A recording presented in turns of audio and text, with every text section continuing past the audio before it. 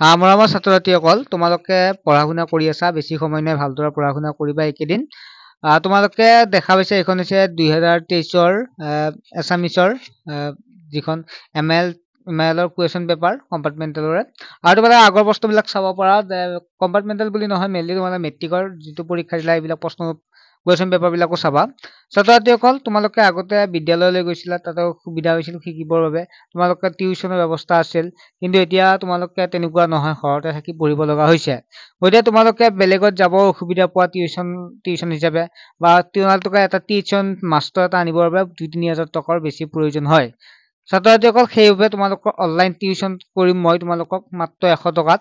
তোমালোকে কি পঢ়িব লাগিব সকলো নোটছবিলাক দি দিম। এতিয়া তোমালোকে নোটছ বনাই থাকোঁতে বা কি পঢ়িব লাগে তেনেকুৱা বহুত অসুবিধা পাব পাৰা। চ' সেইকাৰণে মই ভাবিছোঁ তোমালোকক নোটছখিনি দি দিম, লগতে তোমালোকক মই বুজাই দিম, পাঠবিলাক পঢ়াই দিম, তোমালোকৰ সকলোখিনি ক্লিয়াৰ কৰি দিম পৰীক্ষা আগলৈকে মাত্ৰ 100 টকাত প্ৰতিটো ছাবজেক্টত। গতিকে তোমালোকে যদি ল'ব বিচাৰা তেনেহ'লে তোমালোকে হোৱাটছএপত যিটো নাম্বাৰ দেখা পাইছা, এই নাম্বাৰটোত তোমালোকে SMS দিয়া যে মই টিউশ্যন ল'ম, তোমাৰ নাম, ক্লাছ আৰু মই টিউশ্যন ল'ম বুলি এটা SMS দিয়া। লগে লগে তোমালোকক এটা গুগল পে' নাম্বাৰ দিয়া হ'ব, নহ'লে তোমালোকে স্কেনাৰ এখন দিয়া হ'ব। তাত তোমালোকে 100 ৰুপি পে'মেণ্ট 100 টকা এটা পে'মেণ্ট কৰিলে তোমালোকে সুবিধা লাভ কৰিব পাৰিবা। ঠিক আছে, পিছে প্ৰশ্নখনলৈকে আমি আগবাঢ়িছোঁ। ছাত্ৰ ছাত্ৰীসকল, তোমালোকৰ লগত মই জাষ্ট প্ৰশ্নখিনি আলোচনা কৰিম, উত্তৰখিনি তোমালোকক মই লাইভ ক্লাছ, যিটো আমাৰ অনলাইন ক্লাছ হ'ব, লাইভ ক্লাছ, তাত মই তোমালোকক বুজাই দিম আৰু লগতে প্ৰশ্নৰ উত্তৰখিনি তাতে দি দিম। কাৰণ তোমালোকক ইয়াত প্ৰশ্ন দিলে বহুত পলম হ'ব, সময়টো বহু গুচি যাব। ছাত্ৰ ছাত্ৰীসকল, তেনেহ'লে আমি আৰম্ভ কৰিছোঁ। 1 নম্বৰটো হৈছে অতি চমু উত্তৰ লিখা। প্ৰতিটো প্ৰশ্ন 1 নম্বৰ থাকিব। ছাত্ৰ জীৱন আৰু সমাজ সেৱা প্ৰবন্ধ প্ৰথম কোনখন আলোচনীত প্ৰকাশ পাইছিল? হয়তো আছে সুকুমাৰ কলাৰ ভিতৰত কোনটো শিল্পক স্থায়ী বোলা হৈছে? তাৰপিছত 2 নম্বৰ প্ৰশ্নটো আছে উৎসম উত্তৰ লিখা যিকোনো দুটা। ছাত্ৰসকলে কাৰ্যকাৰী শিক্ষা ক'ৰ পৰা কিদৰে লাভ কৰিব পাৰে? সৰ্বপল্লী ৰাধাকৃষ্ণনৰ বিষয়ে এটি চমু টোকা লিখা।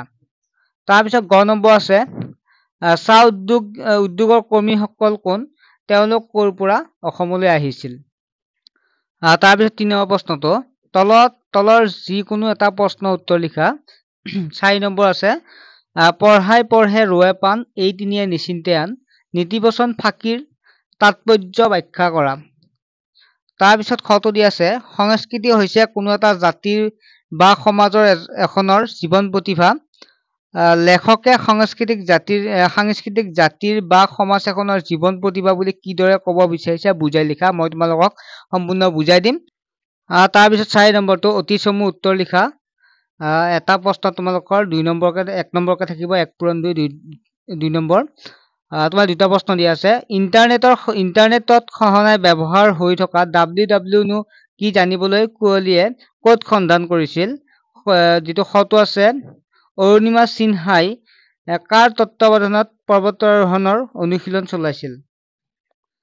তাৰপিছত 5 নম্বৰটো চমু উত্তৰ লিখা। ভাইৰাছে কম্পিউটাৰ এটা কেনেদৰে বিজুতি হটাব পাৰে? 2 নম্বৰ আছে। 6 নম্বৰ উত্তৰ লিখা। ইণ্টাৰনেটৰ অত্যাধিক ব্যৱহাৰে ছাত্ৰ জীৱনত কেনে প্ৰভাৱ পেলাব পাৰে? পাঠটোৰ আধাৰত বুজাই লিখা। 4 নম্বৰ আছে নাইবা এইটো লিখিব পাৰা তোমালোকে ইমানখিনিলৈ আহি আৰু উভতি যোৱাৰ প্ৰশ্ন নুঠে, যি হয় দেখা যাব। কথাষাৰ বক্তা কোন? কাৰ উদ্দেশ্য কৰি বক্তাই কথাষাৰ কৈছিল? ইয়াৰ যিকোনো দুটাৰ ভিতৰত এটা লিখিব দিছে। তাৰপিছত যদি আমি 7 নম্বৰ প্ৰশ্নটো চাওঁ, অনুৰাধা কটো দিয়া আছে 1 পূৰণ 2, মানে হ'ল প্ৰতিটো প্ৰশ্নত 1 নম্বৰকে থাকিব, দুটা যিহেতু দি আছে। অনুৰাধা শৰ্মা পূজাৰীয়ে কি বিষয়ত স্বীকৃতি স্বৰূপে ৰেনেছাঁ বঁটা লাভ কৰিছিল? খটো দি আছে মেহদী আৰু হাছেমে কাম কৰা কোম্পানীটোৰ নাম কি?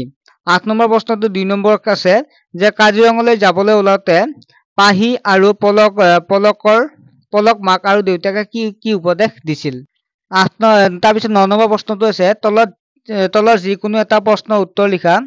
কটো আছে কাজিৰঙা ৰাষ্ট্ৰীয় উদ্যানত পল আফতাবত কি বিপদত পৰিছিল? এই বিপদৰ পৰা সিহঁতক কোনে উদ্ধাৰ কৰিছিল? 3 নম্বৰ আছে যিকোনো এটা লিখিব লাগে বা খটো এনেকুৱা আছিল তেহৰানৰ প্ৰাকৃতিক অৱস্থা কেনেকুৱা লিখা।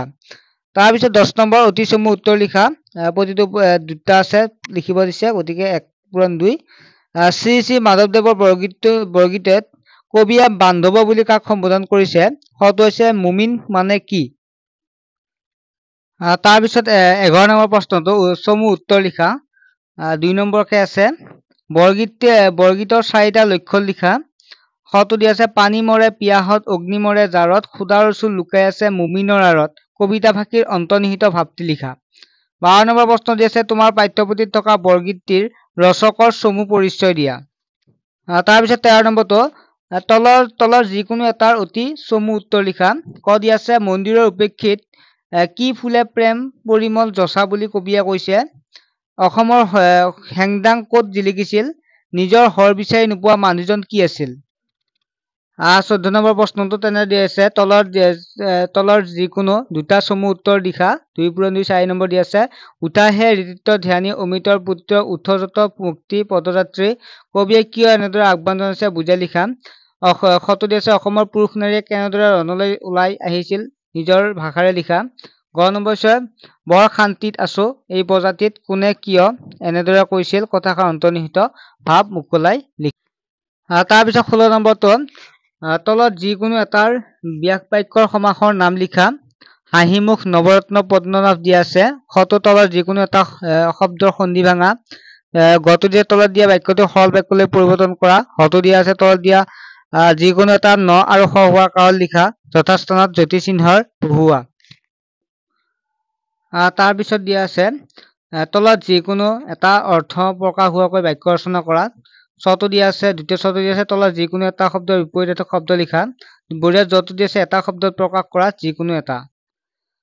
তাৰপিছত আমি যদি চাওঁ তেনেহলে 17 নম্বৰ প্ৰশ্নটো তাৰপিছত যটো আছে তলত দিয়া যিকোনো এটা শব্দ প্ৰত্যয় ভাঙি দেখুওৱা আৰু নিয়তো আছে তলত যিকোনো এটা সমাৰ্থক শব্দ লিখা। তাৰপিছত 17 নম্বৰ প্ৰশ্নৰ তলত যিকোনো এটা প্ৰশ্নৰ উত্তৰ লিখা। ভাৱ সম্প্ৰসাৰণ কৰা মিছা কথাত ঠেংচুটি। আৰু খটো আছে তোমাৰ বিদ্যালয়ৰ ছাত্ৰ ছাত্ৰী সকলে খেলা ধূলাৰ কাৰণে খেলৰ অধিক সামগ্ৰী বিচাৰি তুমি খেল বিভাগ সম্পাদক বা সম্পাদিকা হিচাপে তোমাৰ বিদ্যালয়ৰ প্ৰধান শিক্ষকলৈ বিদ্যালয়লৈ প্ৰধানলৈ এখন আবেদন লিখা। আবেদনত তোমাৰ নাম আৰু ঠিকনা নিলিখিবা। এনেধৰণৰ প্ৰশ্নবিলাকো তোমালোকৰ আহিব। তাৰপিছত 18 গটো হ'ব 17 নম্বৰ গটো হ'ব তুমি জনাবা দেখি থকা সমাজৰ যিকোনো এটা অন্ধ সংস্কাৰৰ বিষয়ে বাতৰি কাকতৰ প্ৰকাশৰ বাবে এটি প্ৰতিবেদন যুগুত কৰা। তাৰপিছত 18 নম্বৰ প্ৰশ্নটো আছে তলৰ যিকোনো এটা বিষয়ে এখনি ৰচনা লিখা। যদি আমি চাওঁ আহিছিল ইয়াত কটো আছিল অসমৰ খেল ধেমালি, খটো আছিল অসমৰ চৰি পুথিভঁৰাল আৰু গটো আছিল গছ গছনি আৰু পৰিৱেশ। আৰু কি কি ৰচনা লাগে মই তোমালোকক কমন দি দিম, ঠিক আছে। তাৰপিছত 19 নম্বৰ বৈচিত্ৰময় অসমৰ পৰা আহিছিল। বৈচিত্ৰময় অসম নামৰ দ্ৰুতপাঠৰ সন্নিৱিষ্ট অসমৰ যিকোনো দুটা জনগোষ্ঠীৰ বিষয়ে বৰঙণি যোগোৱা একোজনকৈ ব্যক্তিৰ বিষয়ে চমুকৈ লিখা। তাৰপিছত তোমাৰ দ্ৰুতপাঠৰ সন্নিৱিষ্ট অসমৰ যিকোনো দুটা জনগোষ্ঠী উৎসৱ পাৰ্বণৰ বিষয়ে চমুকৈ লিখা। ঠিক আছে ছাত্ৰছাত্ৰীসকল, তোমালোকে সম্পূৰ্ণ প্ৰশ্ন উত্তৰবিলাক আলোচনা কৰা হ'ব যিটো অনলাইন ক্লাছত। গতিকে তোমালোকে কিছুমান কমন দিয়াও হ'ব, ৰচনা হওক সকলোবিলাক ইমানবিলাক কেনেকৈ পঢ়িবা গতিকে কমন দিয়াও হ'ব। তোমালোকে জড়িত থাকিবলৈ চেনেলটো ছাবস্ক্ৰাইব কৰিব, লগতে তোমালোকে হোৱাটছআপ যিটো নাম্বাৰ আছে তোমালোকে SMS